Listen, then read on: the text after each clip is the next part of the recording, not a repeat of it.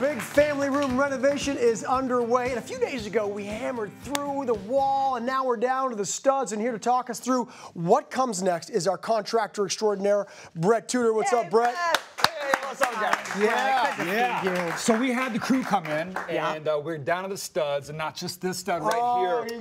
We got everything. So now we have an idea of what we're looking at. Both studs. Okay, good. So you got a good vision of everything. I mean, remember, one of the reasons we wanted to break away at the drywall and open this up was to find out if we could actually enlarge these windows, right? We wanted a little bit more natural light in here. So the question is, what's the verdict? Yeah, well, the verdict is it's good that we opened up this drywall before we started, because we do have a little issue here. Let me just show you so it makes sense. Excuse me. Why do we have an issue with what I want to change? I'm sorry. He gets his 100-inch TV, but I don't get a window. So this is really important at home if you're doing a renovation. When you tear into a wall, there's a lot of surprises that can be back. That's why we do it before we make decisions.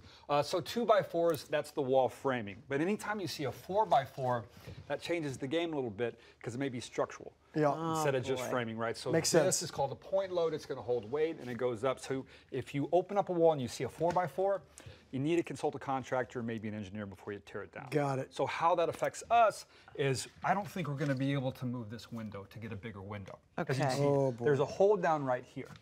And so we're not really going to be able to move this. Okay. So I would like to consult my contractor. Yes.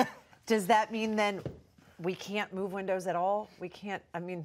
Well, good news and kind of good news. We can leave this window probably right here. Okay, which means we're not moving a window. Not that one. But we can move this one. And so I know that wall was very important. We're going to do the entertainment center. That's what I'm talking about, right over here. Yes, and we're going to move the fireplace over here.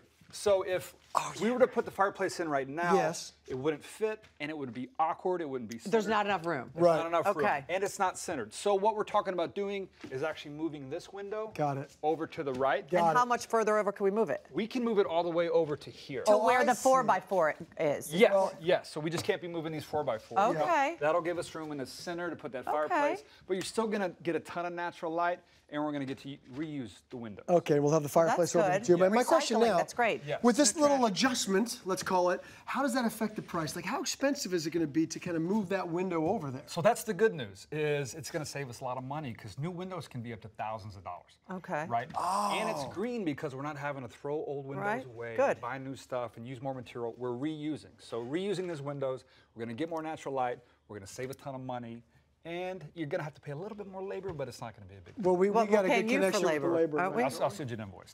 Yeah, we'll send you a check as well. Are we doing any renovation to our mailbox? Nothing's going out or coming in.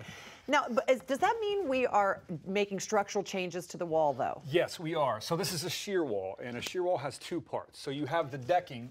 It's plywood or OSB. Oh, sorry, honey. Right, because typically when you go into a wall, you don't see this big sheet of plywood here, right? That's for the shear strength. It's the deck. It's for shearing or racking. It prevents the house from moving left or right. Okay. And then the second part are the hold downs right here, these big metal pieces, which is really what's preventing us from being able to move this one. Okay. What that does is it protects the house from moving during high winds or a seismic load. Okay. But the good news is it's going to be beautiful, it's going to be centered, and we're still going to get a ton of natural light, I promise. Okay. All right. So we're going to work around all these different variables and constraints, which is great. But the thing is if the walls are down now, we got it all opened up, right? So is there anything else that we can do while that these walls are open, to save us money so we don't have to come back and do it later? Exactly. Yes, that's a good point. This is the time to do it if you're going to do it, before the drywall goes back up. Right. Because it's such a pain to start doing it, cutting into it, causing more money. Right. One thing we will need to think about is the electrical wiring. So now that we're going to move this window to the right, we are going to need to move this, but we're going to go ahead and do it before the drywall gets up,